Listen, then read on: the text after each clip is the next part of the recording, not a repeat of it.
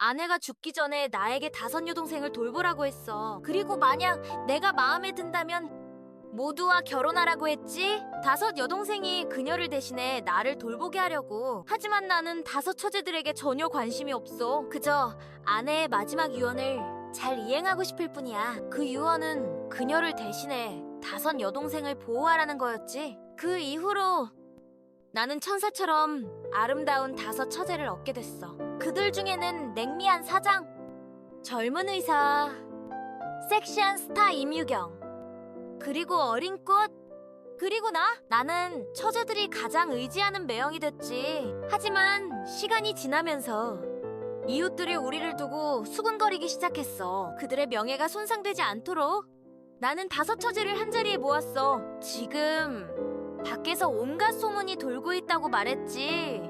내가 한 남자로서 처제들과 3년 동안 함께 살았으니 얼마나 많은 오해와 애매한 소문이 있었는지 모른다고. 나는 이미 결정했어. 너희 큰언니의 3주기 이후에 여기서 이사 나갈 거야? 내 말이 나오자마자 5자매는 벼락을 맞은 듯했어. 모두 울며 불며 나를 가지 말라고 했지? 네가 가면 누가 새벽에 일어나 밥을 해주지? 그래, 누가 밤에 우리 내일 쓸 물건을 정리해주지? 우리가 아플 때 누가 곁에서 간호해주지? 3년 동안 내가 세심하게 돌봐준 덕에 그들은 나라는 매형 없이는 못 살게 됐어. 나는 더 말하지 않았어. 그저 살짝 웃었을 뿐. 그리고 짐을 싸러 돌아섰지? 내가 떠나는 걸 보고 5자매 모두 눈썹을 찌푸렸어. 그때 둘째 서빙년이 입을 열었어. 큰언니의 기일까지 7일 남았어. 이 기간 동안 무슨 방법을 써서라도 매형을 붙잡아야 해. 넷째 서설정이 입을 삐죽이며 말했지? 도대체 누가 밖에서 그런 터무니없는 소문을 퍼뜨린 거야. 내가 잡으면 혼쭐을 내줄 거야. 막내야, 너 경찰서 직원이잖아. 어떻게든 알아봐. 5째, 선영서가 고개를 저으며 말했어.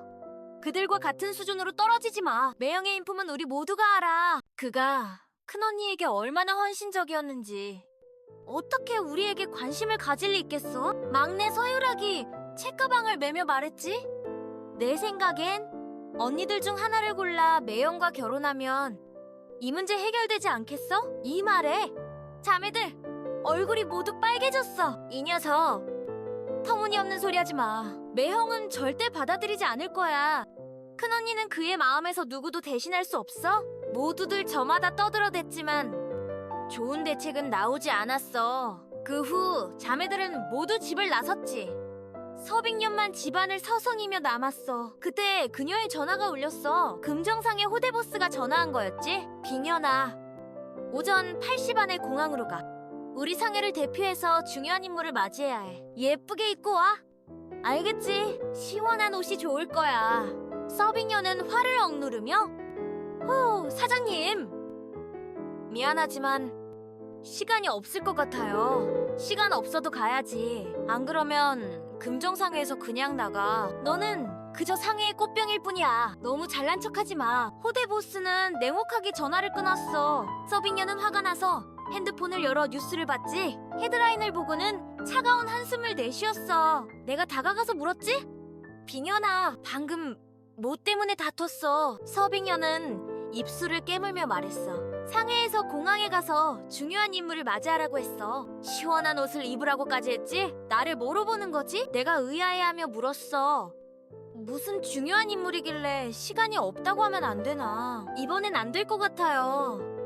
매형, 그 사람은 북강에서 온 소장이라고 해요. 그런 신분인데 나 같은 여자가 감히 안 갈 수 있겠어요? 서빙년이 뉴스를 보여줬어. 전신 소천연이 강성에 도착했대요. 각계 거물들이 모이고 있어요. 내 눈이 반짝였지만 아무 말 안 했어. 서빙년이 화제를 바꿨어. 그런데 만약 매형이 우리를 돌보는 게 너무 억울하다고 느낀다면 내가 일자리를 알아봐 줄게요. 학력도 없고 경력도 없지만 영업 같은 자리에서 시작할 수 있을 거예요. 나는 살짝 웃으며 너무 생각하지 마. 너 바쁜 일이나 처리해. 공항 맞이권은 마음에 두지 마. 곧 해결될지도 몰라. 서빙녀는 어쩔 수 없이 집을 나섰어.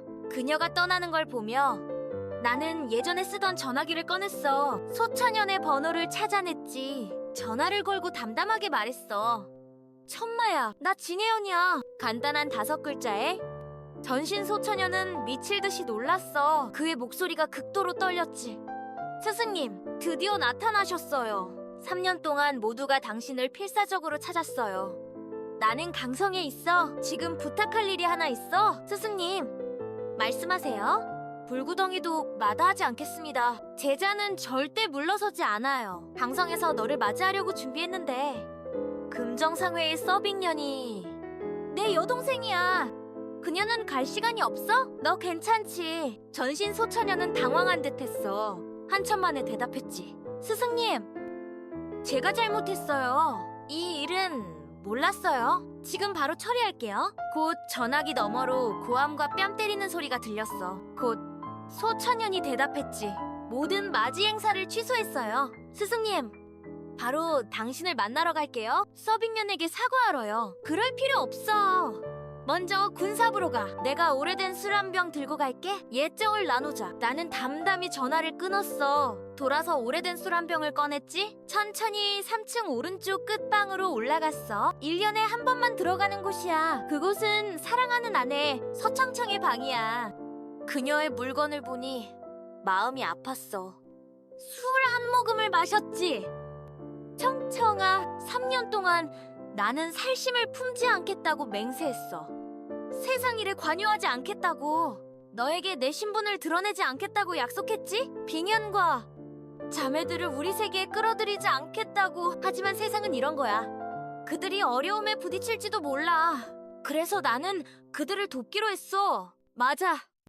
내가 서씨 집에서 3년을 살았지. 밖에서 온갖 소문이 돌고 있어. 자매들이 결혼하고 가정을 꾸리는데 좋지 않아. 그래서 이사 나갈 준비를 하고 있어. 사진 속 여인은 여전히 옥처럼 빛났지만 배경은 흑백으로 변했어. 내 마음이 아팠어. 쓴 술을 한 모금 마셨어. 그때 전화가 진동했어. 서빙년의 우울한 목소리가 들렸어. 해방이야. 맞이 행사는 취소됐어? 하지만 군사부에서 열리는 연회에는 참석해야 해. 취할까봐 걱정돼. 조금 있다가 나 데리러 와줘? 나는 눈썹을 찌푸렸어. 집을 나서 2번 버스를 탔지. 곧 강성 군사부의 엄중한 대문이 눈앞에 나타났어. 문 앞에 초병이 나를 막았어. 군사부는 중대한 곳이야. 출입 금지야. 나는 담담히 말했어. 소초년을 만나러 왔어. 그가 아는 일이야. 초병은 눈을 크게 뜨며 소천년 전신이 방금 비행기에서 내렸어. 군사부에 온 지 30분도 안 됐는데 어떻게 만남을 잡았겠어? 하지만 조심스럽게 그는 보고를 올렸어. 곧 초병의 숨소리가 거칠어졌어. 나를 보는 눈빛이 경애로 가득했지. 이 사람 뭐야? 소천년 전신이 회의도 취소하고 직접 나와서 맞이하려고 해. 멀리 나무 그늘 아래 군복을 입은 남자가 빠르게 걸어왔어. 그가 바로 소천연이었지? 북강에서 가장 젊은 소장이야. 그의 눈에는 눈물이 맺혀 있었고 나를 맞이했어. 당장이라도 나에게 절을 하려 했지. 나는 술병을 들고 조용히 말했어. 예를 갖추지 마. 너무 많은 사람을 놀라게 하고 싶지 않아. 소천연은 즉시 명령을 내렸어. 군사부 휴게실 밖에 3걸음마다 초병을 세우고 5걸음마다 경비를 세워 아무도 들어오지 못하게 해. 소처녀는 나를 휴게실로 데려갔어. 그리고 차 한 잔을 끓여줬지? 나는 차를 한 모금 마시며 물었어. 너나벤 상황이 어때? 소처녀는 흥분해서 보고했지. 전무부의 몇몇 거물들이 3년 동안 스승님 소식을 물었어요. 제도 내각 쪽도 아주 초조해하고 있고요. 사형. 사제들은 각자 갈 곳을 찾았어요. 어떤 이는 국경을 지키고 어떤 이는 지방관리로 갔고 또 어떤 이는 사업을 시작했어요. 나는 고개를 끄덕이며 물었지. 너는 강성에 부임한 게 좀 억울하지 않나? 소처녀는 씩 웃으며 제가 자원해서 온 거예요. 사실은 사형. 사제들 때문에 어쩔 수 없이 왔죠. 스승님이 강남 근처에서 활동 중이라고 들었거든요. 여기가 강남 제일의 대도시니까요. 내 말이 채 끝나기도 전에 밖에서 소란스러운 소리가 들려왔어. 매우 오만한 누군가가 소리쳤지. 나는 소천연 소장의 동료야. 누가 감히 나를 막아? 소천연은 주먹을 꽉 쥐고 눈썹을 찌푸렸어. 그를 붙잡으며 물었지? 이게 무슨 일이야? 내게 배정된 부관 동료야. 제도 없이 감은 사람이라지. 그저 쫌벌레일 뿐이야. 나보다 더 오만하지. 이번 강성 환영회도 그가 요구한 거야. 소찬현은 몹시 화가 났어. 그리고 깊은 모욕감을 느꼈지. 이건 전무부와 내각이 계속해서 암투를 벌이는 거야. 그래서 일부러 나를 감시하는 꼬붕을 붙인 거지? 소찬현은 어쩔 수 없이 말했어. 역시 가문의 힘이 너무 세. 그 뒤엔 제도의 몇몇 세력이 버티고 있고 뿌리치기도 건드리기도 어려워. 그때 군하차림에 터무니없이 오만한 남자가 들어왔어. 천현 형, 누구를 접대하는 거야? 왜 나를 안 불렀어? 그 말투엔 약간의 질책이 담겨 있었지. 소천현은 화를 참으며 말했어. 지금 나 바빠. 할 말 있으면 나중에 하자. 엽철룡은 눈을 깜빡이며 어라, 이 사람 누구야? 저기 앉아서 대감처럼 굴잖아. 빨리 꺼져. 나와. 소 소장이 할 얘기가 있어? 넌 뭐하는 놈이야? 나는 꼼짝도 않고 말도 안 했어. 너무도 침착해서 좀 무섭게 느껴졌지. 이런 일에 신경 쓰기 귀찮았어. 제도 없이 가문. 그 정도는 나도 알아. 너무 잘하는 걸. 엽철룡은 어쩔 수 없다는 표정이었어. 소천현 옆으로 다가가 말했지. 내가 너 말해줄게. 강성상회가 너무 잘 나가. 대단한 미인들 몇 명을 데려왔어. 접대소에서 연애를 차려놨지.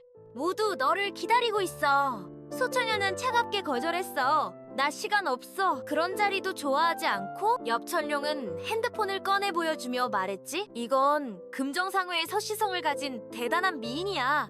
이런 절세 미인을 봐. 술 2잔만 마셨는데 벌써 정신없어졌어. 가자. 이런 건 다 체면상일이야. 안 가면 사람들이 불쾌할 거야. 소천현은 서빙현이 취한 사진을 봤어. 순간 격렬하게 반응했지. 소파에 앉아있던 나는 바로 일어섰어. 접대소가 어디야? 나는 여전히 침착한 표정이었어. 하지만 눈빛은 좀 달랐지. 엽철룡은 술에 잔뜩 취해서 이때 화를 내며 소리쳤어.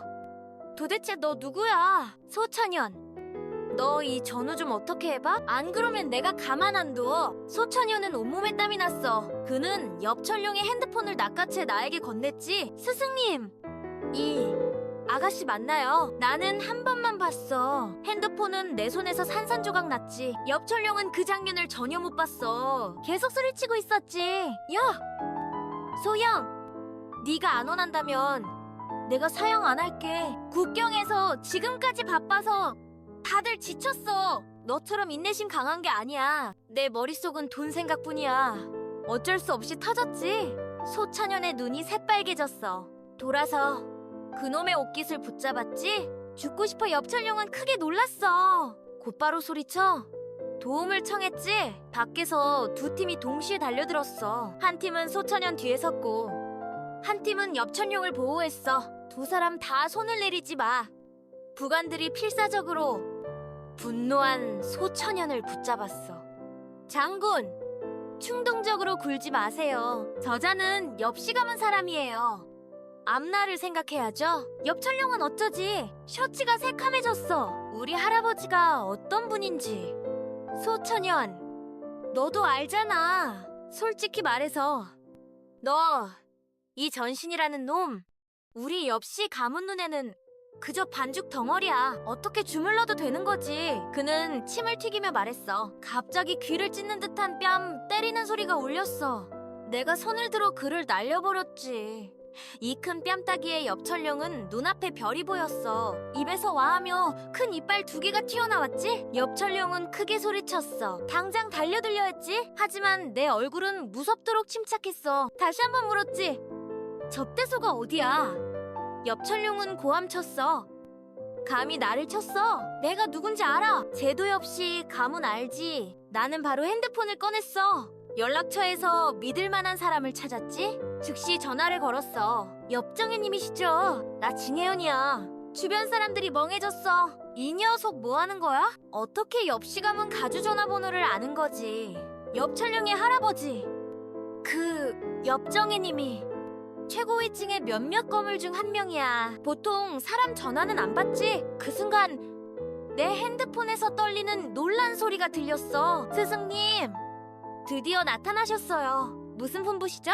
엽씨 가문 전체가 다시 대기하고 있습니다. 엽정혜, 내가 방금 너 손자 엽철룡을 때렸어. 엽씨 가문 가주는 주저없이 대답했지.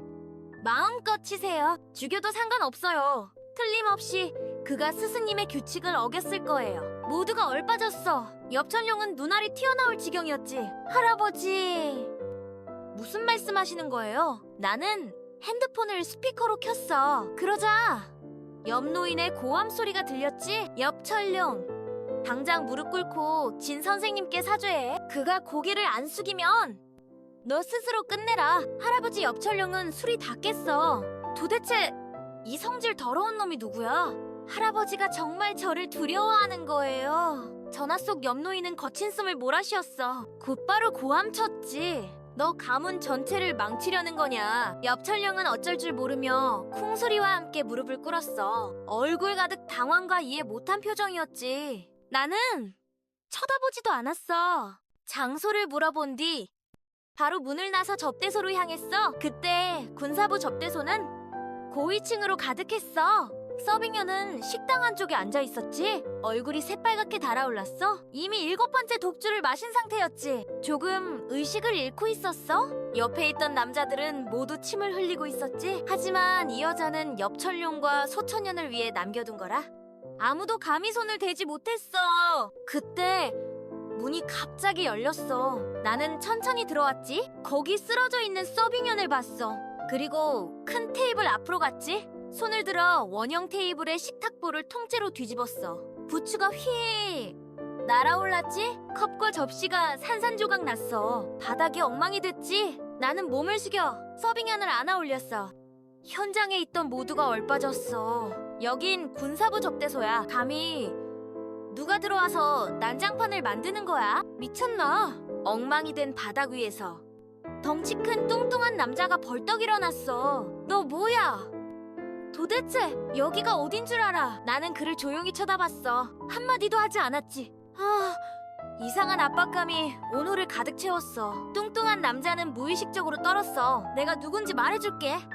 나는 금정, 상회의 호대보스야. 나는 그의 터무니없는 말을 끊었어. 오늘부터 비녀는 금정상회에서 나온다. 알겠나? 호대보스는 누나를 희번덕였어. 나가라면 나간다고. 서빙년의 그 작은 회사가 나가면 우리 상회는 밥도 못 먹어. 내가 분명히 말해둔다. 금정상회 한마디면 그녀가 주문 하나도 못 따내게 할 거야. 나는 서빙년을 안고 한 걸음 앞으로 나섰어. 너 의견 있나? 호대보스는 몸을 움츠렸어. 왜? 사람을 치려고. 나는 한 발로 그를 날려버렸어. 그 뚱뚱한 놈은 바닥에서 몇 바퀴나 굴렀지? 다른 사람들이 일으키려 했어. 움직이지 마. 내가 한마디 했어. 현장에 있던 모두가 어색하게 서 있었지? 아무도 감히 움직이지 못했어. 나는 천천히 다가갔어. 한 발로 그 뚱뚱한 놈의 배를 밟았지. 다시 말해, 비녀는 금정상회에서 나온다. 알겠나? 호대보스는 이제 감히 터무니없는 말을 할 수 없었어. 필사적으로 고개를 끄덕였지. 알았어. 알았어.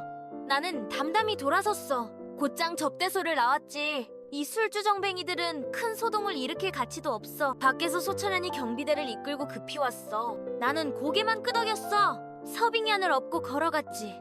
소천연은 땅에 엎드려 절했어. 내가 떠날 때까지 그는 돌아서며 명령했지. 여기서 일어난 일을 입막음해. 접대소에 있는 그 쓸모없는 놈들에게 말해. 누가 밖으로 말하면 군법으로 다스릴 거야. 그때 나는 이미 주차장에 도착했어. 서빙년의 차를 찾았지. 그녀의 등이 부드러웠어. 서빙년의 체온과 향기가 느껴졌지. 그녀는 살짝 떨고 있었어. 비년, 그만해. 너 이미 깼다는 거 알아. 서빙년은 얼굴을 내 등에 파묻었어. 얼굴이 온통 붉어졌지. 미안해. 매형, 또 너를 걱정하게 했어? 하지만 네가 나를 구하러 올 줄 알았어. 나는 아무 말도 안 했어. 그녀에게서 차키를 꺼냈지. 서빙년이 낮은 목소리로 말했어. 원래 연회에 참석하기 싫었어. 하지만 상회의 그 김소원이라는 놈이 직접 전화해서 요구했어. 체면상 갈 수밖에 없었지. 앞으로는 이런 일 없을 거야. 나는 조용히 한숨을 쉬었어. 내가 너를 잘 돌보지 못한 탓이야. 그 순간 금빛 람보르기니 한 대가 오만하게 주차장으로 돌진했어. 차에서 30대쯤 되는 정장 차림의 남자가 내렸지? 손에는 선명한 장미꽃 한 다발을 들고 있었어. 서빙녀는 얼굴 가득 혐오스러운 표정이었어. 저자가 금정상의 소주 김소원이라던데 지금 저를 만나고 싶지 않아. 나는 차 앞에 섰어. 김소원이 다가오고 있었지? 비켜! 비년이랑 얘기 좀 할 거야. 미안하지만 그녀는 이미 상해에서 나왔어. 이제 갈 수 있나? 김소원은 크게 화를 냈어. 뭐하지만 가족이 억울한 일을 당했을 거라 생각했지?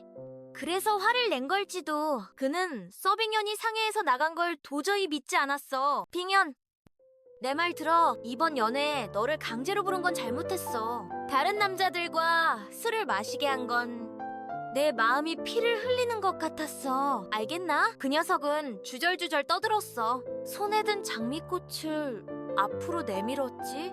쾅 소리와 함께 내가 손을 들어 장미꽃을 하늘로 흩뿌렸어. 붉은 꽃비가 내렸지? 김소원은 얼빠졌어. 나는 담담히 말했어. 다시 빙연을 괴롭히면 가만 안 둘 거야. 알겠나? 김소원은 격분했어. 빙연!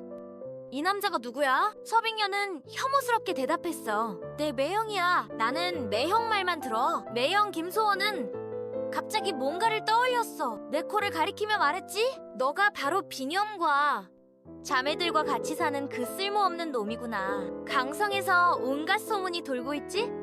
서씨 가문의 꽃처럼 아름다운 5딸이 한 남자와 같이 산다고. 여기까지 생각하니? 김소원은 마음이 개미에게 물린 듯했어. 큰 소리로 고함쳤지. 너 오늘 내 여자친구 집에서 꺼져. 내 말 들었나? 그는 꽤 크게 고함쳤어. 하지만 나는 이미 차에 올랐지. 그의 몸을 스치며 휙 달려나갔어. 김소원은 기침하며 매연만 한가득 마셨어. 화가 나서 온몸을 부들부들 떨었지. 핸드폰을 꺼내 고함쳤어. 전면적으로 억눌러. 서빙년 그 망할 계집의 회사. 그리고 그녀의 동생들까지 모두 손봐줘. 지금 당장 시작해. 서씨, 자매들이 무릎 꿇고 나에게 빌게 만들 거야. 나는 차를 몰아 서씨 가문의 작은 집으로 돌아왔어. 서빙년을 안고 큰 침대에 눕혔지? 그리고 돌아서 나가려 했어. 서빙년은 아직 약간 취해 있었지. 갑자기 내 손을 잡으며 매형, 조금만 나와 같이 있어줄래? 매형이 없으면 이 집은 버틸 수 없어. 서빙녀는 힘겹게 말하다 잠들었어. 나는 그녀의 하이힐을 벗기고 이불을 덮어줬지. 옆에 물 한 잔을 놓고 한번 쳐다봤어. 셋째, 서명월의 도시락을 준비할 시간이었지. 요즘 중의원에서 당직이라 많이 지쳤을 거야. 곧 서명월이 가장 좋아하는 어양육사를 만들었어. 서빙년의 차를 몰고 강성중의원에 도착했지. 응급과 근처 당직실에 막 도착했는데 간호사 2명이 나왔어. 귀갯말로 뭔가를 열심히 얘기하고 있었지. 들었어? 선생이 강등됐대. 조무사에서 인턴 의사로 내려갔다던데. 왜? 서 선생은 전문 자격증도 땄잖아. 환자들 평가도 엄청 좋고 의술도 뛰어나잖아. 이건 억압 아니야. 헤, 너는 모르는구나. 우리 중의원 자리가 얼마나 빡빡한데 서 선생이 올라갈 수 있었던 건 그녀 언니의 남자친구 때문이야. 금정상의 대단한 인물이지. 그 초호와 부자이세 김소원 말이야. 그래, 이제 잘 됐네. 그녀 언니가 김소원과 틀어졌나봐. 병원에서 체면을 안 세워주는 거지. 그 소문을 좋아하는 간호사는 안타까운 얼굴이었어. 이제서 선생이 큰일 났어. 아까 원장이 그녀에게 난치병 환자를 배정해 병원에 10번 넘게 왔던 어떻게 해도 낫지 않는 그런 환자야. 게다가 환자 가족이 성질이 엄청나대.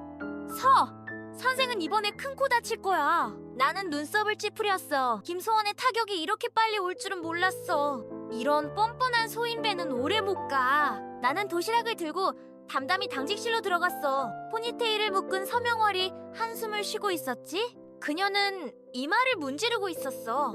하얀 의사 가운 아래 날씬한 몸이 피곤에 젖어 웅크리고 있었지. 나는 가볍게 문을 두드렸어. 서명월이 고개를 돌리더니 얼굴 가득 기쁜 표정으로 매형, 왔어. 그녀는 일어나 의자를 끌어다 나를 앉혔지. 도시락을 열었어. 향기를 맡으며 서명월은 온몸이 풀리는 듯했어. 오늘 진짜 힘들었어. 강등당했거든. 게다가 까다로운 환자도 만났어. 매형이 만든 음식만이 나를 기쁘게 해줄 수 있어? 말하던 중에 밖에서 쾅 소리가 났어. 누군가 문을 차고 들어왔지? 한 무리의 사람들이 들어왔어. 앞장선 남자는 얼굴에 살벌한 기운이 가득했지? 서명월, 너야. 우리 할아버지가 또 기절했어. 젠장, 네가 무슨 약을 준 거야? 응급과로 실려왔어. 원장이 서명월을 이 환자의 담당으로 지정했지. 60대가 넘는 노인이었어. 이미 3번이나 기절했대? 서명월은 도시락을 내려놓고 일어섰어. 즉시 관찰실로 보내. 먼저 산소를 공급하고 빨리 흉부 검사를 해. 내가 약을 처방할게. 지금 정맥 주사를 시작해. 이게 최선의 방안이야. 그런데 그 가족들이 소란을 피웠어. 우리 할아버지는 그런 거 필요 없어. 중의약 치료를 받으려고 너희 병원에 온 거야. 도대체 너희들 할 줄 아는 게 있나? 진작제도 대병원에 갔어야 했어. 강성 중의원도 이 정도야. 전부 쓰레기 의사들이야. 특히 이 서명월이라는 의사는 치료도 못하면서 약을 함부로 처방하고 책임져야 해. 이건 살인이나 다름없어. 경찰 불러서 잡아가 터무니없는 환자 가족들을 마주하고. 서명월도 어찌할 바를 몰랐어. 나는 눈썹을 찌푸리며 그녀 앞을 막아섰어. 내가 가서 볼게. 명월아, 이 환자는 아주 까다로워. 증상이 심폐문제처럼 보이지만 뇌 혈액 공급 부족 같기도 해. 그런데 그들은 서양 의학 치료를 원치 않아. 보수적인 치료만 원하지. 넌 의술을 알지만 잘못하면 큰일이야. 나는 담담히 웃으며 걱정 마. 자신 있어? 사실 서명월의 설명을 듣고 내 마음속엔 이미 답이 있었어. 저쪽 환자 가족들은 가만히 있지 않았어. 너 누구야? 의사도 아니잖아. 우리 할아버지를 치료하겠다고 책임질 수 있나? 그때 과장과 부원장이 도착했어. 놀란 얼굴로 이 장면을 바라봤지? 과장이 당장 고함쳤어. 서명월, 이게 너 태도야. 이건 의료사고를 일으키는 거야. 알겠나? 지금 짐 싸서 나가. 너는 우리 병원에 있을 자격 없어. 서명월은 몸이 휘청했어. 눈물이 흘러나왔지. 그녀는 하루 종일 밥도 못 먹었어. 이런 타격까지 받았으니 허약하게 흔들렸어. 나는 그녀를 가볍게 부축했어. 돌아서 악당무리를 바라봤지. 이 환자는 너희 병원에서 못 고쳐. 의술과는 상관없어. 노이는 독에 중독됐어. 내가 해독할 수 있어. 과장과 부원장은 비웃었지. 웃기네. 우리 같은 의사들도 이런 확신이 없는데? 네가 고칠 수 있다고. 그럼 병원이 무슨 소용이야? 다 너 같은 신이한테 가면 되겠네. 나는 여전히 침착했어. 환자는 갑작스러운 증상을 보였어. 가슴 답답함, 숨가쁨, 마른 기침은 겉모습일 뿐이야. 속은 중병이야. 최근 7일 동안 매일 최소 2번 혈변을 봤어. 음식을 소화하지 못하고 구토가 멈추지 않아. 자주 헛소리를 했지. 부원장과 과장은 눈을 크게 뜨고 서로 쳐다봤어. 그때 환자 가족들이 뒤에서 소란을 피웠어. 앞장선 남자가 병원 사람들을 밀치며 기탁은 앞으로 걸어왔어. 말투가 달라졌지.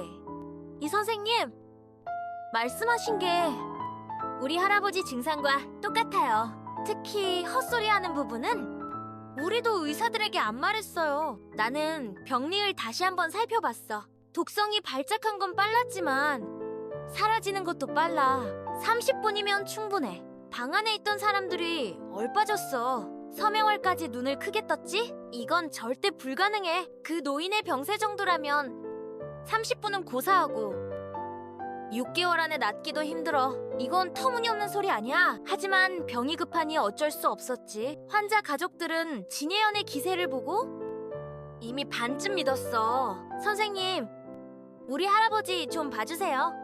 그들은 상의했어. 의논을 끝내고 모두 애원하러 왔지? 병원 측은 반대했어. 그에게는 진료 자격이 없어. 문제 생기면 너희가 책임질 건가? 서면 증명서를 써서 서명해. 환자 가족들은 지금 그 노인이 거의 숨을 안 쉬는 상태였어. 그들은 즉시 증명서를 작성했어. 모두 손으로 서명했지. 그때 나는 이미 환자병실에 도착했어. 병원 측은 모든 간호사와 장비를 철수했어. 사람들은 비웃으며 서 있었지. 이 녀석이 어떻게 수습하나 보자고? 30분 만에 난치병을 고친다고 정말로 할 수 있다면 중의원은 필요 없겠네. 신의 터무니없어. 명월. 네.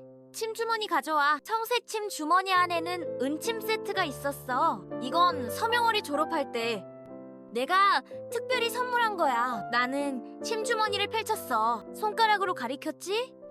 둥근 머리침을 꺼냈어. 이 침은 원칙이라 부르지. 소양경을 주관해. 나는 은침을 손에 쥐었어. 손목을 흔들었지. 모두가 옹소리만 들었어. 침 끝에서 청록색 기운이 번쩍이는 듯했지. 빛이 한번 반짝였어. 나는 즉시 손을 거뒀어. 다 됐어. 깨끗한 물 3그릇 준비해. 마신 뒤에 변기를 준비해. 곧 노인이 위로 토하고 아래로 설사할 거야. 토하고 설사한 뒤면 괜찮아질 거야. 이게 끝이야.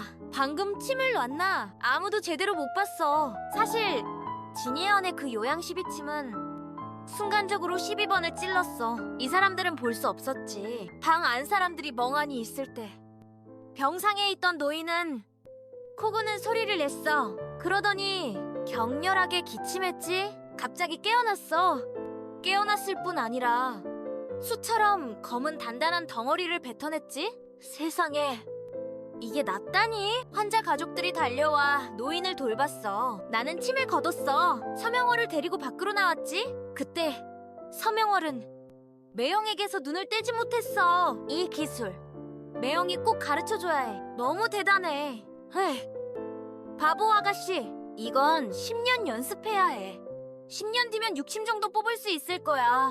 요양 12침법은 정말 어려워. 저쪽 환자 가족들이 우르르 손을 비비며 어색한 얼굴로 다가왔어. 그들은 감사함으로 가득했지? 하지만 무슨 말을 해야 할지 몰랐어. 나는 그들을 담담히 쳐다봤어.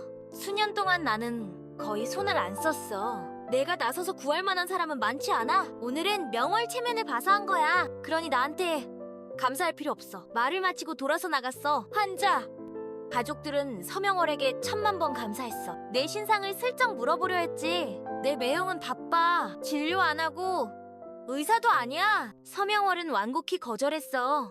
그때 또 발소리가 들렸어. 중의원의 노원장이 나타났지? 그는 얼굴이 창백했어. 멀리서부터 뛰어오려 했지. 기노이님의 병실이 여기 맞나요? 정말 죄송합니다.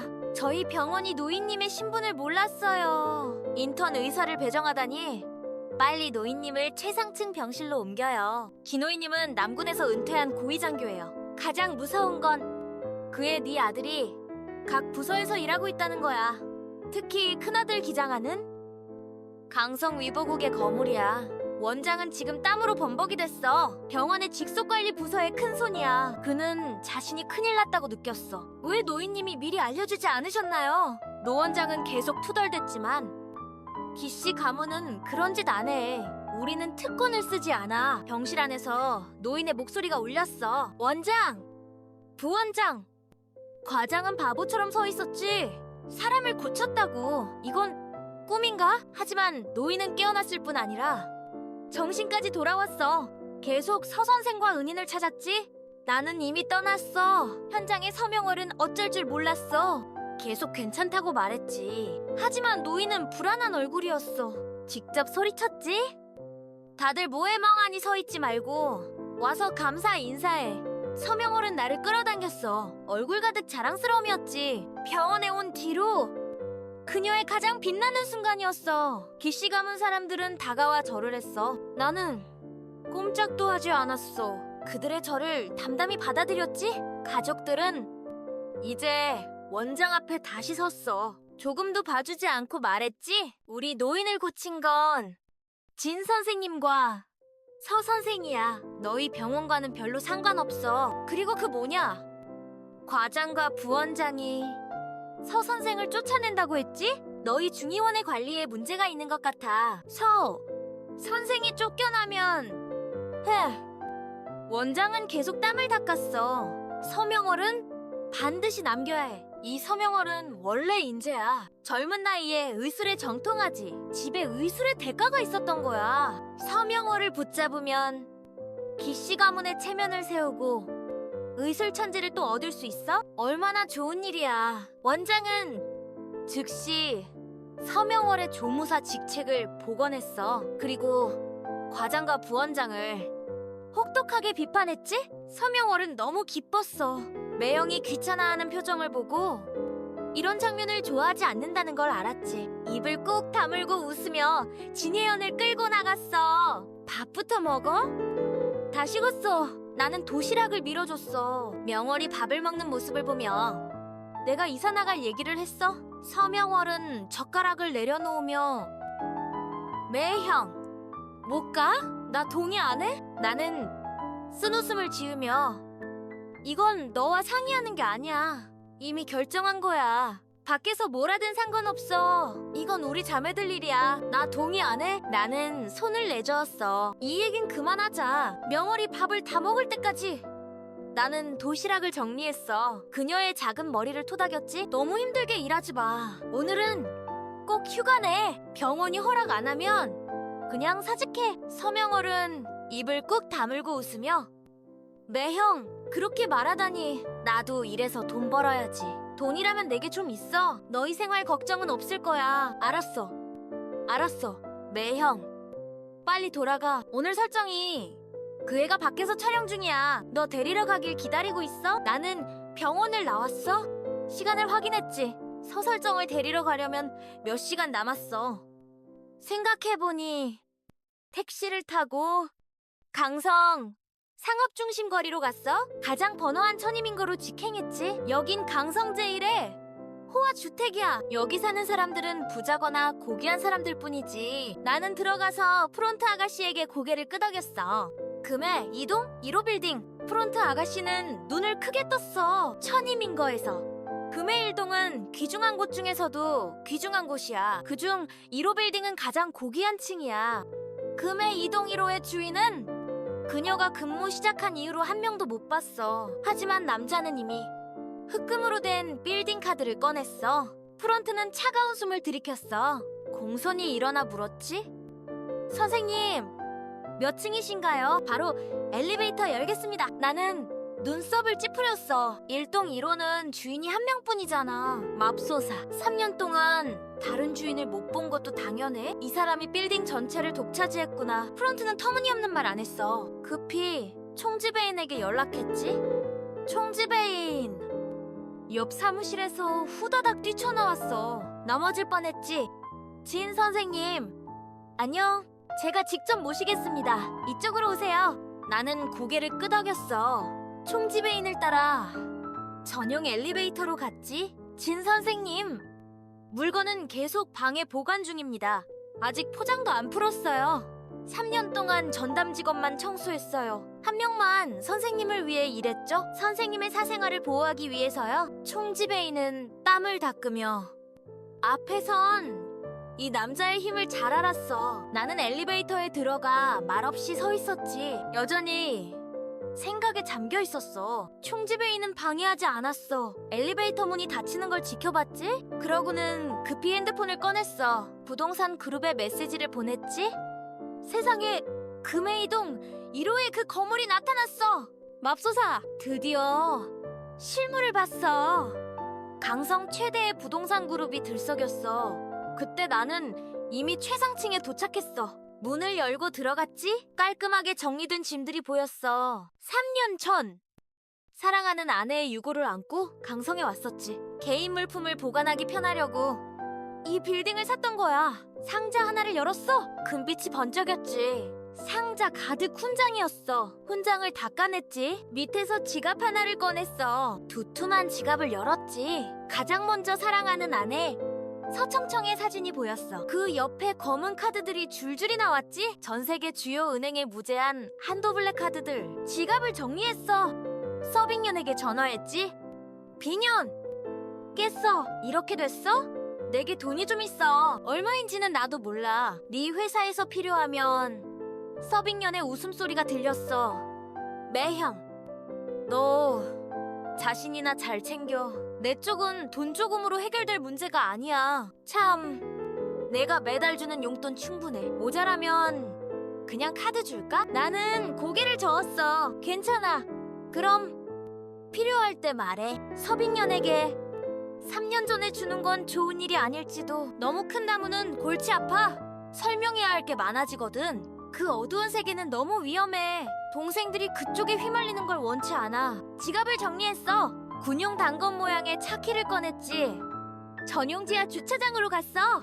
여기엔 차 한 대뿐이었어. 이 차는 전기무장이라 불려. 세계 최강의 10대 군사그룹이 나를 위해 맞춤 제작한 거야. 겉모습은 평범해 보이지. 평범한 SUV 같아. 실제로는 방어력이 100에? 제국 대통령의 차보다 강해. 게다가 전 세계에 단 하나뿐이야. 나는 익숙하니 늙은 친구를 몰았어. 조용히 강성이 나타났지? 사해 엔터테인먼트의 촬영장에 도착했어. 사해 엔터테인먼트는 강남 지역에서 유명한 영상회사야. 신인 육성에 주력하지. 전문적인 인턴 교육 시스템이 있어. 서설정. 그 애는 연기학교 졸업 후 사해 엔터에 발탁됐어. 꽤 괜찮은 신인 계약을 맺었지? 그때 사해 엔터의 임시 촬영장에서 거친 목소리가 고함쳤어. 서설정. 이 대본은 무조건 찍어야 해. 이런 연기는 안 찍어. 계약할 때 분명히 말했잖아. 노출 심한 건 안 한다고. 자연스러운 길로 간다고. 짝 소리가 났어. 뺨 때리는 소리였지. 악독한 제작자가 대본을 휘두르며 금정상회가 돈을 대서 만든 대본이야. 너를 직접 지명했어. 이건 너한테 기회를 주는 거야. 정말 청순한 소녀로 생각하는 거야. 요즘 세상에 노출 좀 안 하면 누가 보냐? 가서 그녀 치마를 짧게 잘라. 위에 외투도 벗겨. 김소주가 말했어. 찍고 바로 인터넷에 올려. 그녀를 스타로 만들라고. 그때 나도 촬영장에 도착했어. 서설정이 가슴에 두 손을 모은 채 서 있는 걸 봤어. 치마가 이미 잘려 있었지. 새하얀 긴 다리가 드러났어. 나는 외투를 벗었어. 번개처럼 설정을 감싸줬지. 그리고 돌아서 살벌한 놈들을 노려봤어. 계약서와 대본을 나한테 줘. 누구야? 이 사기꾼. 설정이 화를 내며 내 매형이야. 서설정은 따뜻한 외투를 감싸며 크게 소리쳤어. 촬영장 사람들이 웃었어. 특히 몇몇 남자들의 웃음소리가 조금 묘한 분위기를 띄웠어. 매형이 이 약한 여자를 보호하러 왔지만 뒤에서 좀 애매한 소문이 있었지. 매형, 내가 저들과 분명히 말할게요. 너 손해보지 마. 내 얼굴이 굳어졌어. 목소리가 커졌지. 휴게실로 가서 기다려. 여긴 내가 해결할게. 서설정은 혀를 내밀며 더 말하지 않았어. 매형이 진짜 화난 거야. 너희 잘 들어. 내가 매형에게 이 일을 맡겼어. 하지만 누구도 매형에게 함부로 하지 마. 나하고 끝까지 싸울 거야. 가면서 그 애는 옆에 있던 유리병을 집어들었어. 소품 테이블 위에서 부쉈지? 날카로운 유리병을 몇 번 세게 흔들었어. 제작자는 사해엔터의 관리 책임자를 불렀어. 계약서와 대본을 나에게 던졌지? 보고 싶으면 봐. 보고 나서 빨리 꺼져. 나는 대본을 집어들었어. 몇 구절만 보고 화가 났어. 노출 수위가 엄청났어. 설정이 이렇게 찍어서 인터넷에 올리면 평생 망가질 거야. 금정상회의 그 소주는 정말 역겨워. 찍. 나는 대본을 찢었어. 손을 휘둘러 제작자 얼굴에 던졌지? 제작자는 얼굴이 새빨개졌어. 온몸에 종이 조각이 묻었지? 찍 소리와 함께. 계약서도 조각나서 그의 얼굴에 던져졌어. 나는 손을 털었어. 계약 취소야. 제작자는 화를 내며 소리쳤지. 취소한다고 취소되나? 거기 위약금이 적혀 있어. 제대로 읽어봐. 배상할 수 있겠어. 얼마야 변호사 불러. 경찰에 신고할 준비해. 계약서 다시 인쇄해. 사해엔터의 변호사가 나타났어. 계약서에 따르면 서설정이 계약을 파기하면 그녀 신분의 1 영배를 배상해야 해. 그건 백지육자에 명시돼 있어. 1 영배. 분명 계약을 몰래 바꾼 거야. 안 그랬으면 설정이 그때 안 했을 거야. 하지만 나는 터무니없는 말 안 했어. 금액 말해. 변호사는 계산기를 꺼내 빠르게 두드렸어. 서설정의 최고 신분값으로 계산하면 100만 원이라 치자. 1 영배라. 해. 10억. 10억이야. 사해엔터 2개를 사도 남을 돈이지? 이건 문자놀이야. 현장에 있던 사람들은 모두 기묘한 미소를 지었어. 왜 형? 네. 처제가 무슨 상황인지 알아. 10억이 몇 개의 0인지 알기나 해. 내 말 아니야. 너 10세대 살아도 저런 돈 못 봤을 거야. 나는 변호사의 말을 끊었어. 10억 현금은 운반하기 힘들지? 운송도 불편하니 계좌 이체로 하자. 변호사는 잠시 멍했어. 참지 못하고 크게 웃었지. 다른 사람들도 앞뒤로 쓰러지며 웃었어. 이 쓸모없는 녀석 귀엽네. 웃겨 죽겠어. 10억을 이체하겠다고. 내기 잘못된 거 아니지. 미친놈이었군. 경찰 부를 필요 없어. 쫓아내. 서설정이 계속 나와서 이 장면 찍게 해. 나는 눈썹을 찌푸렸어. 다시 한번 묻지? 이체로 할 건가? 아직 안 끝났어. 사장님께 전화해. 사장님이 처리하게 해. 잠시 후 사회엔터의 진보스가 술 냄새를 풍기며 나타났어. 방금 금정상회의 김소원과 술을 마셨어. 서빙년의 동생을 처리하겠다고 이미 약속했지? 그는 짜증스러운 얼굴로 상황을 물었어. 듣고는 낄낄 웃었지. 10억 이체 얘기해. 현금으로 달라고. 들었나? 우리 사장이 현금? 현금이야. 황금. 중요한 말은 3번 반복해. 나는 제작자, 변호사, 사장을 쳐다봤어. 현금도 가능해. 근데 너희 셋이 들 수 있겠나? 진보스는 손을 크게 휘저었어. 네가 가져오면 내가 들어볼게. 나는 고개를 끄덕였어. 좋아. 잠깐 기다려. 핸드폰을 꺼내 번호를 눌렀어. 정화금맹이야. 나 진혜연이야. 최고층에 전해. 10억 현금이 필요하다고? 금자금맹. 진보스는 순간 멍했어. 그의 층에서는 그런 슈퍼 은행 연맹에 닿을 수 없었어. 하지만 김소원이 말했던 게 기억났지? 금자금맹은 최상위 명사들을 위해 서비스하는 사설은행이야. 신청이 통과돼야 그들의 서비스를 받을 수 있지? 김소원도 그 자격이 없었어. 이 녀석 허세 부리는 게 꽤 진지하네. 사람들은 낄낄대며 웃었어. 그때 정화금맹제도 본사 최고층 회의실은 숙연한 분위기였어. 방금 천자이로 고객의 서비스 요청을 받았어. 전화번호 확인했고 신원 인증도 통과했어. 강성 주변 모든 지점에 통보해. 일시간 내 현금을 준비해. 4대 지점 총지배인에게 함께 가라고 명령해. 직접 서비스하라고. 모두 기억해. 진 선생님은 정화금맹 창립자 중 한 명이야. 당년 세계 금융대전에서 진 선생님이 대학 금융계를 이끌어 100명 펀드 거물들을 성공적으로 격파했지? 금자금맹 전체 고위층이 충격받았어. 오래전부터 명성을 들었지만 실물을 보지 못했어.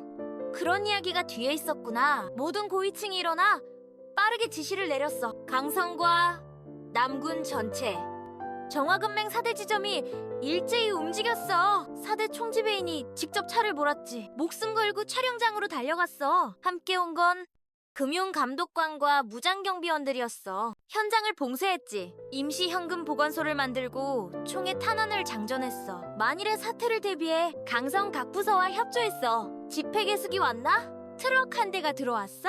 최신형 집회계숙이 300대가 배치됐어.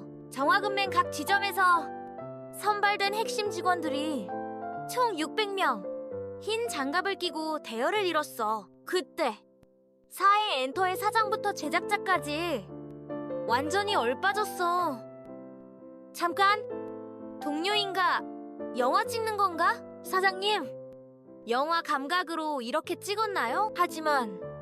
하지만 진짜 같은데요.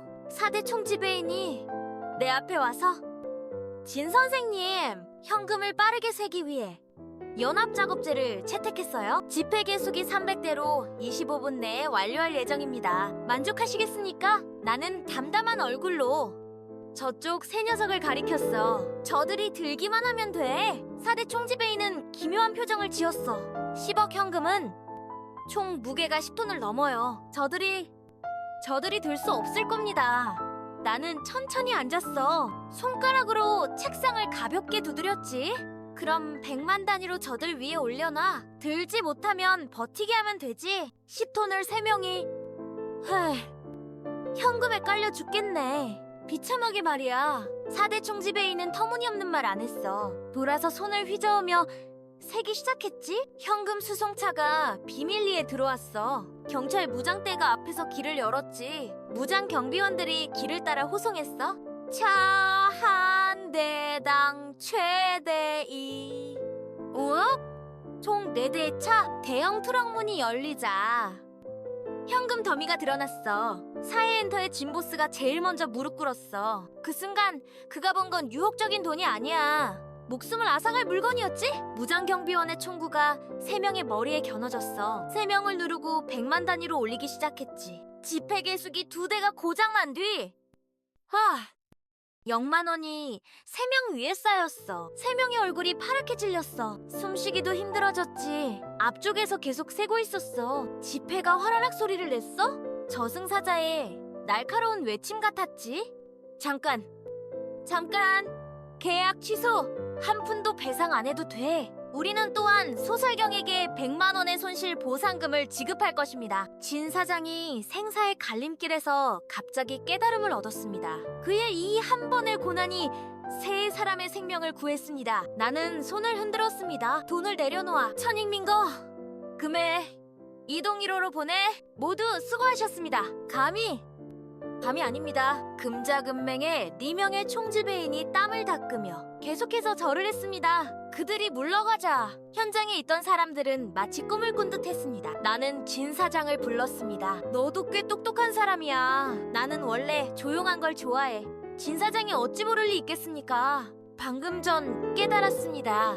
현장에 있는 사람들에게는 영화 촬영이라고 말합시다. 우리가 하는 일이 이거 아니냐? 나는 손을 들어 그의 통통한 얼굴을 툭툭 쳤습니다. 설경은 내 여동생이야. 그가 너무 많이 알게 하고 싶지 않았습니다. 진 사장은 고개를 끄덕이며 개처럼 굽실거렸습니다. 만약 설경이 원한다면 저희 사회 엔터테인먼트는 무릎 꿇고 그녀를 다시 모셔올 것입니다.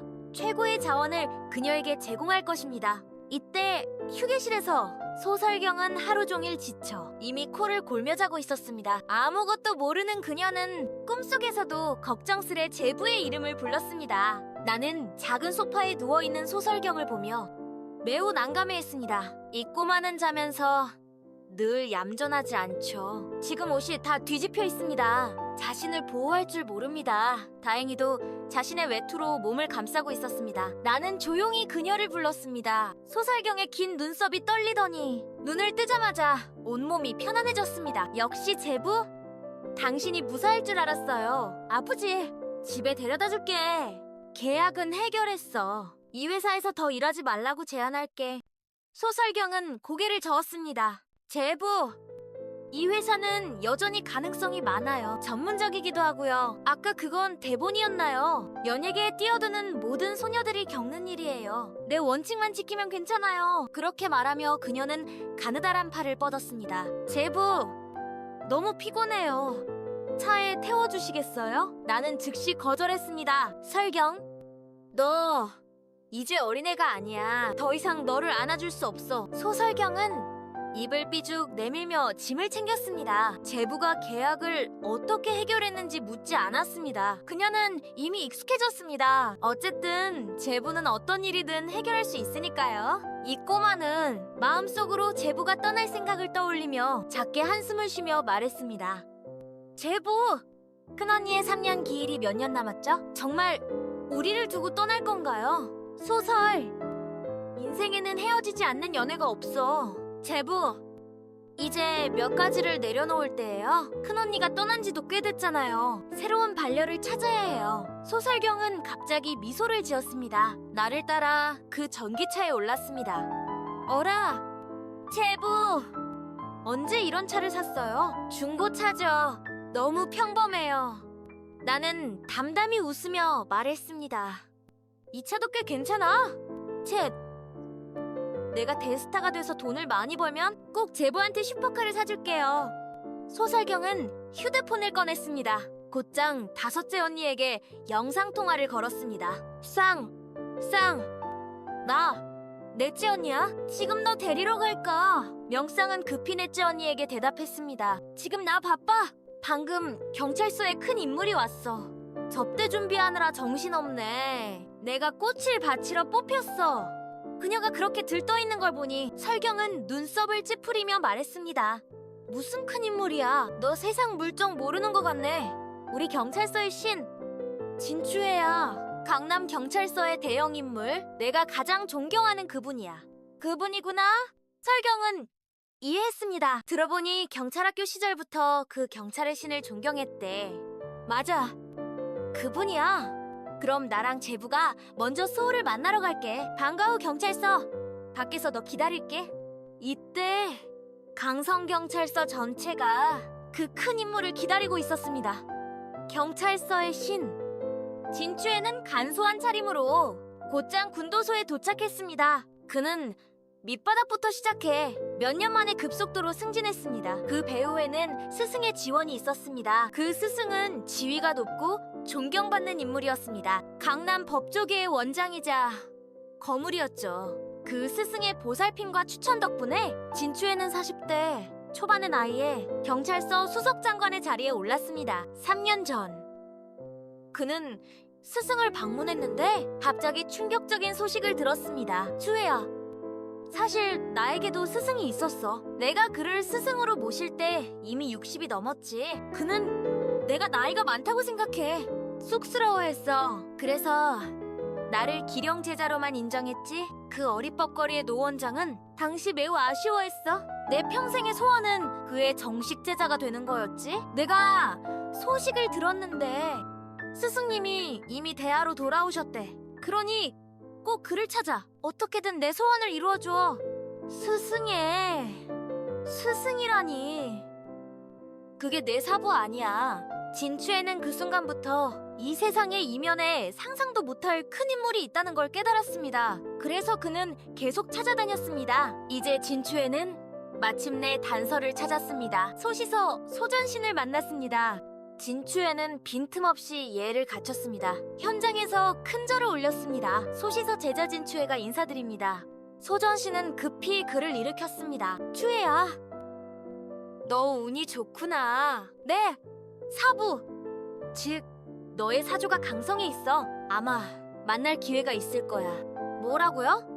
진추에는 온몸이 떨렸습니다. 너무 기뻤습니다. 사숙과 더 이야기를 나누려 했지만 경찰서에서 그를 시찰하러 오라고 급히 기다리고 있었습니다. 소전신이 일어나며 말했습니다. 내가 강성군도를 막 맡았으니 너희 경찰서와도 익숙해져야겠지. 같이 가자. 그거 좋죠? 진추에는 직접 차를 몰며 소전신을 데리고 강성 경찰서로 향했습니다. 이때 나는 차를 몰고 방과 후 소우를 데리러 갔습니다. 경찰서 밖에서 기다리고 있었습니다. 습관적으로 소우의 학업 상황을 물어본 뒤 차 안에 두 자매에게 말했습니다. 금정상회의 금소원이라는 자가 오늘 너희를 계속 괴롭혔어. 조심해야 해. 금소원 설경은 휴대폰을 내려놓으며 얼굴 가득 혐오를 드러냈습니다. 둘째 언니를 계속 쫓아다니는 그 쓰레기잖아요. 전형적인 왕재벌 아들이에요. 회사에서 그의 추잡한 소문을 많이 들었어요. 고등학생 소울학은 옆에서 킥킥 웃으며 말했습니다. 제부, 어떻게 할까요? 쌍 언니에게 해결해달라고 할까요? 소울학의 눈에는 오 언니, 손영쌍이 당당한 경찰로 어떤 악당이라도 잡을 수 있는 정예로 보였습니다. 나는 고개를 저었습니다. 영쌍은 그냥 평범한 경찰이야. 금소원의 인맥과 권세로는 아마 먼저 그녀를 해칠 거야. 내가 경찰서에 가서 알아볼게. 너희는 차에서 기다려. 제부, 괜찮을까요? 설경이 걱정하며 물었습니다. 걱정할 거 없어. 오늘 밤 내가 이 일을 해결할게. 나는 담담히 한마디 했습니다. 그리고 경찰서 건물로 걸어갔습니다. 내 걱정이 맞았습니다. 이때 손영쌍은 이미 사고를 당했습니다. 그녀는 제복을 입고 경찰서 수석장관을 맞이할 준비를 하고 있었습니다. 꽃다발을 품에 안고 있었죠. 복도 끝에서 유 부국장이 2명의 내사가 직원을 데리고 험악한 기세로 다가왔습니다. 손영쌍, 유 부국장님. 손영쌍은 즉시 경례했습니다. 그런 형식 차릴 필요 없어. 경찰서 내사과에서 조사 중이야. 조사에 협조할 준비해. 모든 문제를 사실대로 털어놔. 뭐라고요? 손영쌍은 당황했습니다. 그녀는 소씨 5자매 중 가장 정직하고 가장 순수한 사람이었습니다. 경찰서에 들어온 후 성실히 일해왔습니다. 그녀는 가장 순진한 사람이었죠. 경찰서에서 열심히 일해왔습니다. 절대 게을리하지 않았습니다. 그런데 지금 내 사과에서 조사를 받게 됐습니다. 그건 경찰서의 부패 인사를 조사하는 곳 아니에요. 저는 부패 인사가 아니에요. 손영상의 작은 얼굴이 순식간에 창백해졌습니다. 그 자리에서 억울해서 울음을 터뜨릴 뻔했습니다. 유 부국장 뒤에 있던 두 남자가 눈빛에 잠깐 흔들림을 보였지만 곧바로 감정을 숨겼습니다. 손영상, 우리는 너의 개인 계좌에 30만 원의 검은 돈이 입금된 것을 발견했어. 그 돈은 익명 계좌에서 왔어. 현재 은행 측에 증거를 요청하고 있어. 지금부터 급여를 중지하고 증쟁과 경찰 배지를 내놔. 우리와 함께 가. 저는 부패 인사가 아니에요. 경찰서를 배신하는 짓은 절대 하지 않았어요. 손영상의 눈에서 눈물이 한 방울씩 떨어졌습니다. 그녀는 복도에서 크게 소리쳤습니다. 손에 든 증갱과 경찰 배지가 너무나 무겁게 느껴졌습니다. 그녀는 이 엄숙한 배지를 보며 맹세했었습니다. 사명을 지키고 국민을 위해 봉사하겠다고. 이건 영예였습니다.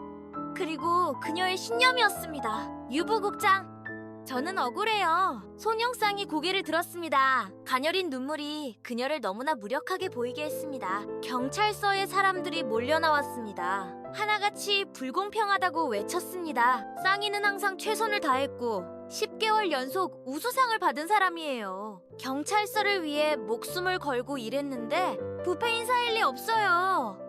다들 입 닥쳐. 유부국장이 크게 소리쳤습니다. 여긴 경찰서야. 우리는 징계 부서야. 너희가 뭘 어쩌겠다는 거야? 다들 차려.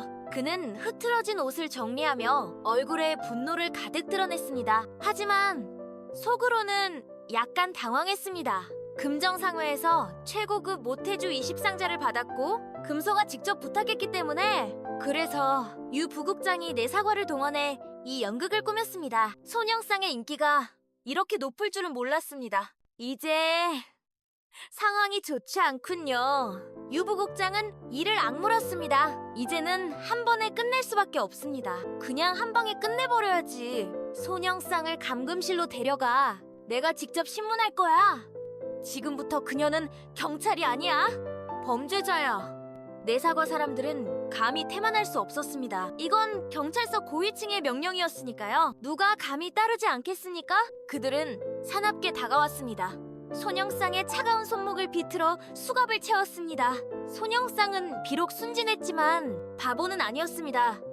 그 순간 갑자기 유부국장에게 물었습니다. 누구한테 뇌물을 받은 거죠? 왜 저를 이렇게 모함하는 거예요? 유부국장은 격분했습니다. 손을 들어 손영상의 뺨을 2번 때리며 조용히 해라고 소리쳤습니다. 빨리 데려가. 그는 2명의 측근을 데리고 악랄하게 손영상을 끌고 복도를 나갔습니다.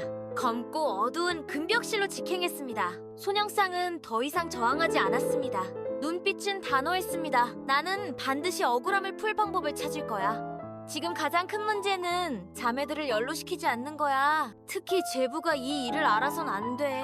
그녀는 여전히 초조하게 생각하고 있었습니다. 그때 맞은편에서 낮은 발소리가 들려왔습니다. 내가 막 도착했습니다. 이 장면을 보고 즉시 앞으로 나서며 쌍아라고 외쳤습니다. 손영상의 창백한 얼굴에 남은 손자국을 보고, 그리고 비틀린 어깨와 뒤로 묶인 2 손을 보고 온몸이 굳어버렸습니다. 제부, 저는 모함당했어요. 빨리 가세요. 연루되면 안 돼요. 돌아가서 둘째 언니에게 변호사를 찾아달라고 전해주세요. 저는 저들을 두려워하지 않아요. 나는 한마디도 하지 않았습니다. 눈빛에 살기가 번뜩이며 순식간에 앞으로 나섰습니다. 유 부국장과 2명의 측근이 눈살을 찌푸리고 있었습니다. 갑자기 형용할 수 없는 힘이 그들을 덮쳤습니다. 3사람은 비명을 지르며 연달아 뒤로 물러났습니다. 그들은 엉덩방아를 찧으며 바닥에 주저앉았습니다. 모두 양팔이 저려서 손을 들 수 없었습니다. 나는 이미 영상을 끌어안고 손가락으로 가볍게 눌렀습니다. 수갑이 찢어지는 소리와 함께 풀렸습니다. 영상의 손목을 문지르며 눈가가 떨리고 있었습니다. 제부, 저 괜찮아요. 걱정 마세요. 이게 괜찮다고. 너 얼굴이 다 부었잖아.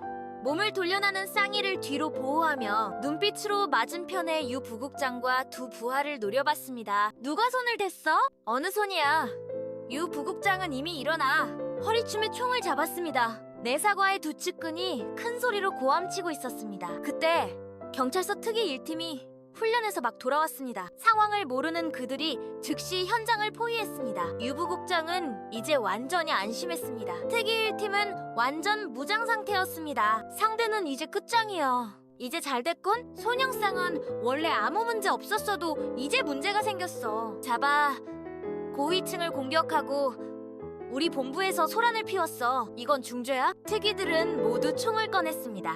경계하며 내게 다가왔습니다.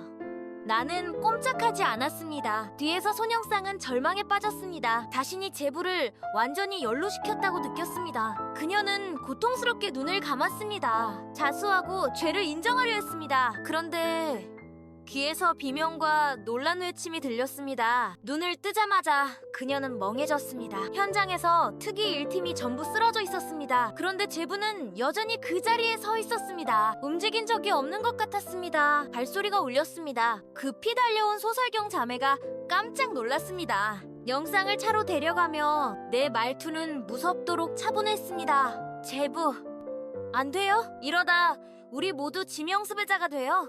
나는 돌아서서 영상을 보며 세 글자만 말했습니다. 날 믿어? 오해인지 모르지만 손영상은 멍하니 고개를 끄덕였습니다. 소설경과 소울학은 하늘도 땅도 두려워하지 않는 두 자매였지만 이 순간엔 그런 것 따윈 신경 쓸 겨를이 없었습니다. 손영상을 끌고 떠났습니다. 현장은 혼란의 도가니였습니다. 특이들은 이리저리 쓰러져 있었고 누구도 이쪽을 신경 쓸 틈이 없었습니다. 나는 도망치지 않았습니다. 여전히 그 자리에 서서 유 부국장과 놀란 장대 등을 바라봤습니다. 아직 한 모금도 마시지 못했는데 방금 무슨 일이 일어났는지 아무도 설명할 수 없었습니다. 솔직히 정말 아무것도 보지 못했습니다. 그저 포위했던 특이들이 총을 버리고 경봉도 떨어뜨리고 마르데이어 빠라따요니 비틀거리며 쓰러졌습니다. 이건 대낮에 귀신을 본 격이야. 나는 차갑게 그들을 바라봤습니다. 다시 묻겠습니다.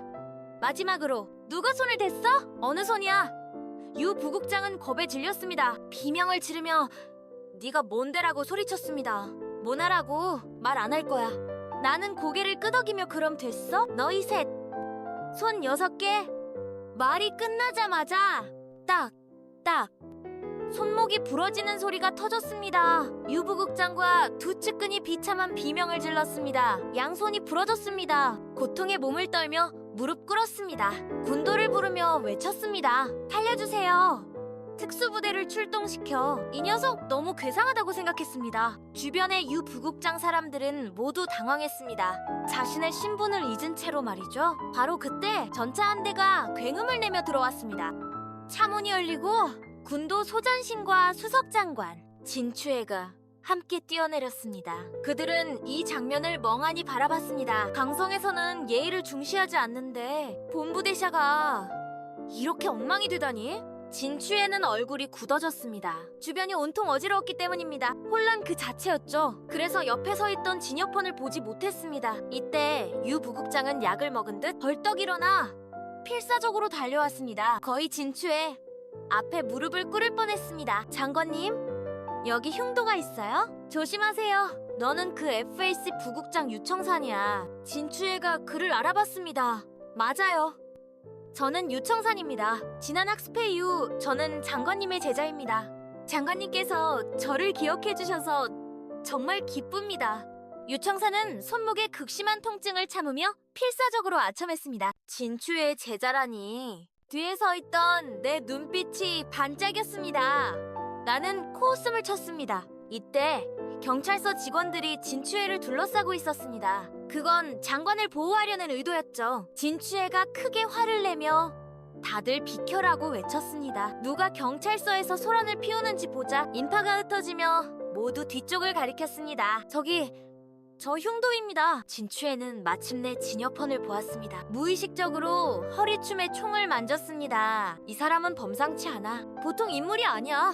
그의 기세만 봐도 알 수 있었습니다. 진추애는 깊게 숨을 들이쉬며 질문을 하려 했습니다. 옆에 있던 군도 소전씨는 이미 얼굴이 붉어져 있었습니다. 인파를 뚫고 나와 큰절을 올렸습니다. 사부님, 어떻게 여기에 계신 겁니까? 총을 만지던 진추의 몸이 떨렸습니다. 거의 넘어질 뻔했습니다. 소시서가 사부라고 부르다니? 그럼 저자가 내가 그토록 찾아 헤맨 사조 아니야. 나 역시 놀라며 소전신에게 물었습니다. 왜 이런 경찰서 부패자들과 어울리는 거지?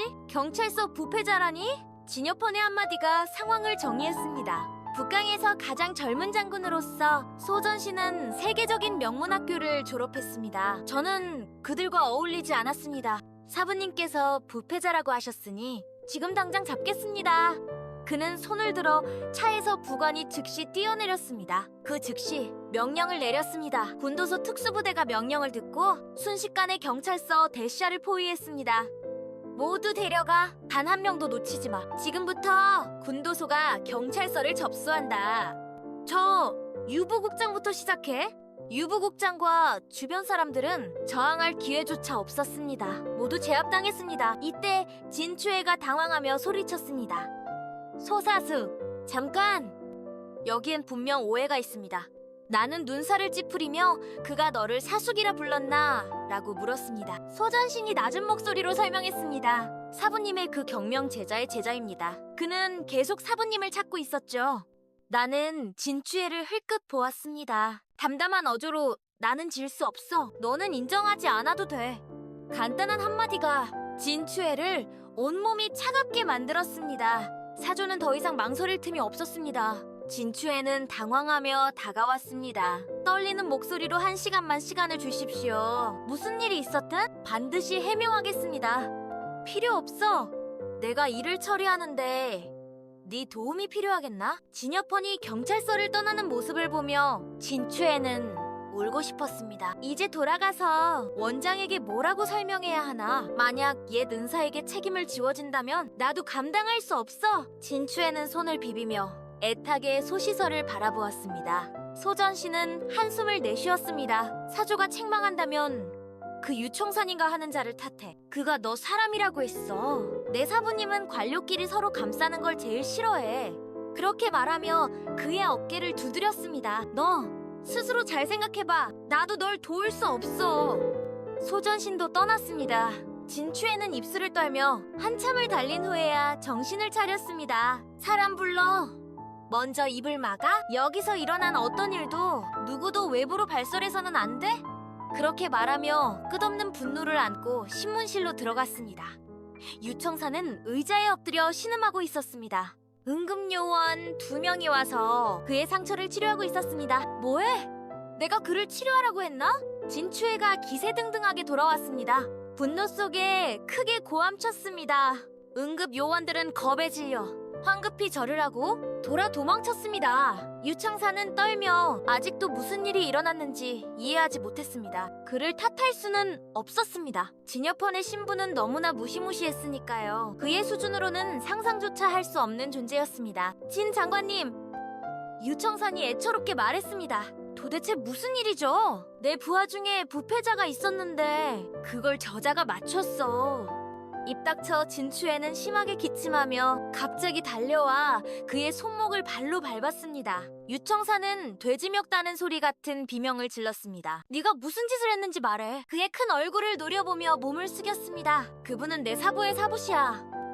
알겠나? 그의 신분은 수없이 많아. 아무 신분 하나만 꺼내도 강성을 뒤흔들 수 있어. 너 이 멍청이가 하늘을 찔렀어. 유 부국장은 이해하지 못했습니다.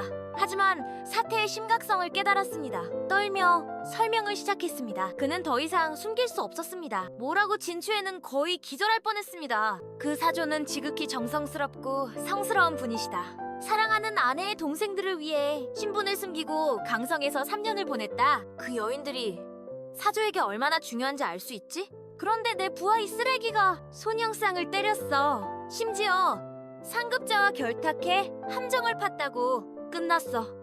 진추애는 극도의 절망에 빠졌습니다. 떨리는 손을 들어 운명을 결정하려 했습니다. 하지만 이 멍청이들을 어떻게 처리해야 할지 몰랐습니다.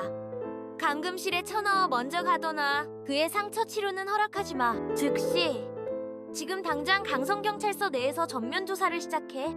금정상해와 결탁한 모든 인원을 모두 색출해.